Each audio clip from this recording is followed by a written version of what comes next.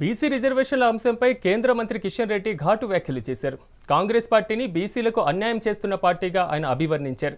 ప్రధానమంత్రి నరేంద్ర మోడీపై చేసినటువంటి వ్యాఖ్యలపై రేవంత్ రెడ్డి సవాల్ చేశారు. ఇక ప్రధాని నరేంద్ర మోడీ దేశంలో రెండో అత్యధిక కాలం పాటు ప్రధానమంత్రిగా పనిచేస్తున్న ఘనత సాధించారని పేర్కొన్నారు.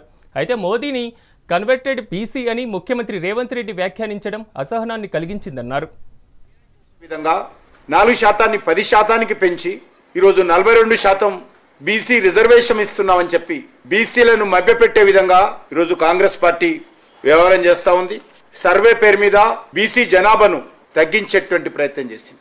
56% అని ఒక దిక్కు చెప్తూ ఆ 56%లో 10% ముస్లింలను కలిపి మరి నిజమైనటువంటి బీసీలు 46% ఉన్నట్టుగా ప్రకటించి ఈ యొక్క రిజర్వేషన్ ప్రక్రియపై అనేక రకాల డొంక తిరుగుడు ప్రచారాలతో ప్రజలను మభ్యపెట్టే విధంగా ఈరోజు ప్రయత్నం చేస్తూ ఉంది.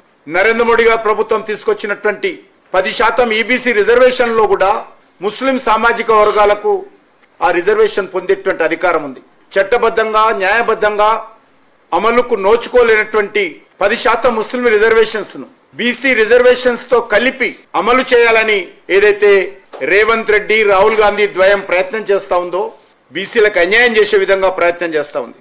మళ్ళీ రేవంత్ రెడ్డి గారు రాహుల్ గాంధీ పక్కన కూర్చొని కన్వర్టెడ్ బీసీ అంటారు.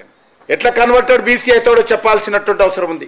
రాజ్యాంగబద్ధంగా ఒక ముఖ్యమంత్రి స్థాయిలో ఉన్నటువంటి వ్యక్తి మిడిమిడి జ్ఞానంతో దుందుడుకు విధానంతో రాజకీయ లబ్ధి కోసం ఈరోజు కులాలను విమర్శించేటువంటి పరిస్థితి, అవాక్కులు చెవాక్కులు పేలే విధంగా ఈరోజు ముఖ్యమంత్రి గారు వ్యవహరిస్తా ఉన్నారు.